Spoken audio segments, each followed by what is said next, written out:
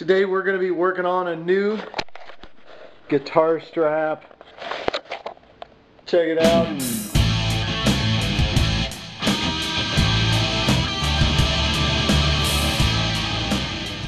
Let's take a peek at this run-of-the-mill generic guitar strap. So it's like I'm going to go with 1.5 inch, maybe it's 2-inch webbing. I don't have a ruler on me here right now, but you know, it's adjustable right here.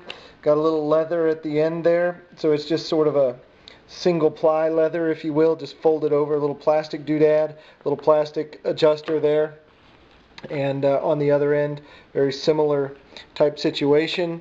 I'm going to say, just holding it up here, it's, you know, I'm a little over 3 foot long there from hole to hole.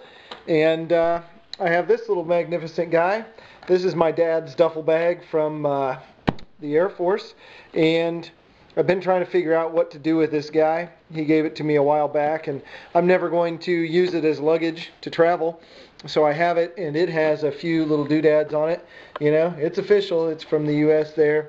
It's got some webbing, so I've got, I think that's the same width as my guitar strap here. Darn near, yeah. Same. So it's the same width as my guitar strap.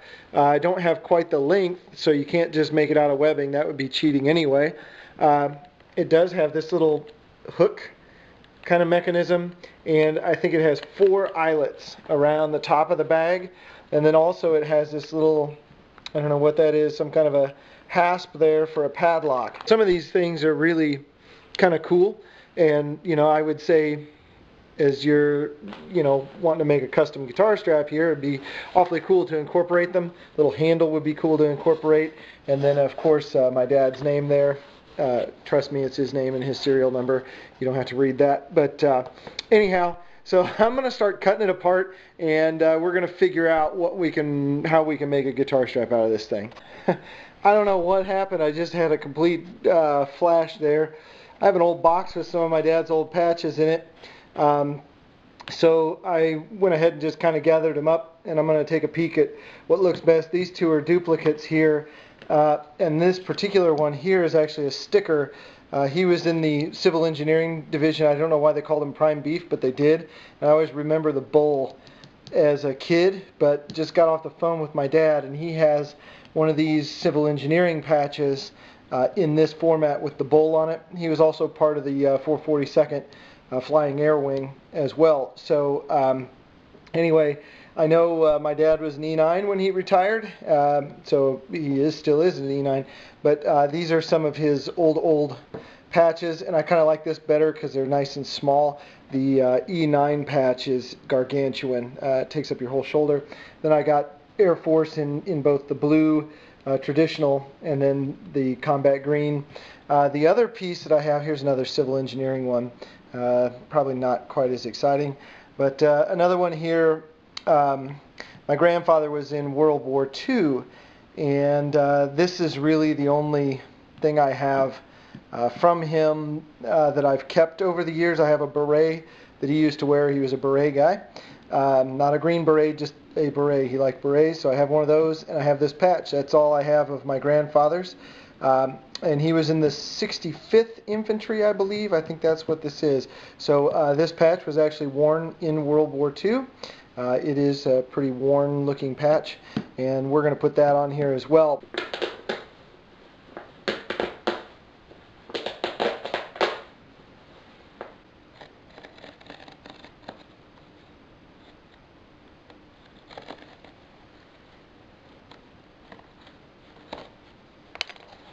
Doing a quick check for length here with this end folded over so that it gives enough strength there.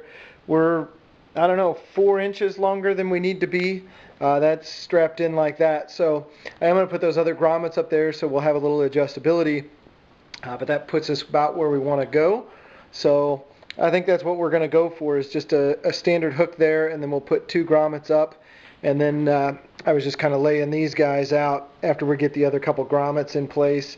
We might do one patch like that, one like that, something in that ballpark. And then the Air Force one, I like that right there on the old handle. So yeah, let's continue on and see what we get. I'm a drawer kind of guy. I like to think things out in pictures before I start doing them in real life. We're checking this out, sort of in progress here. I cut my strip out, made a bunch of chalk lines, a bunch of measurements, and there's a bunch of backing material in here, cut that all out. I got to make this as thin as possible. My machine is good with vinyl and all that kind of stuff, but this canvas is just eating its lunch. So trying to make this as light as possible. I did cut off all the grommets, and what I wound up having to do was cut all the stitching, all the olive drab stitching completely apart, pulled this thing apart, then folded the sides in. Then the top was already sort of folded over, but I had to cut that seam there, and then I stitched it here to the main body. So I'm going to have 3 of these, 1, 2, 3, and that'll be how you adjust it, is you just clip into the one that fits. So that's how they're all going to sew on, because I got to leave room here to sew the inside and then flip everything inside out and all that kind of fun stuff. So that's going to be kind of a pain in the rear end to make all this work, but I think I've got it figured out. Here is the main strap here. I got my 3 grommets on there, and then this is going to be the inside. There was a big seam on the bag, so I'm using that as a center stripe for the inside. I thought it was just kind of a nice detail. Got my patch sewn on there. We're going to cut the end of this in the same shape as the patch, so I'm just going through with the stapler right now.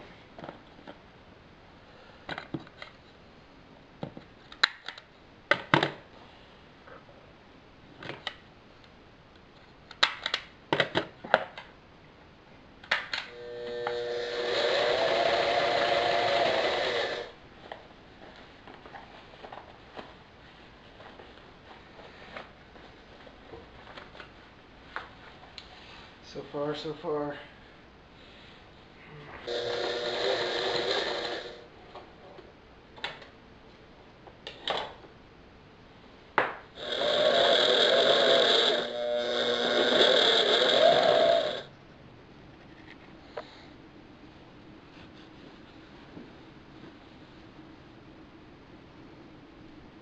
Alright guys, there it is.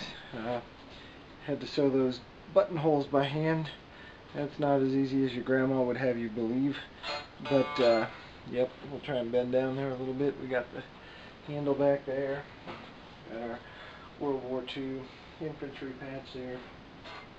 Couldn't fit on the round patch from my dad, and didn't get the Air Force bit sewn on yet, but that'll come. That's probably one of the coolest guitar straps I've ever seen. So we'll give you a good close-up here. There we go. Start at the bottom. Got our little doodads there. Yep. And over on this side. Yep. Fits really nice. Comfortable too.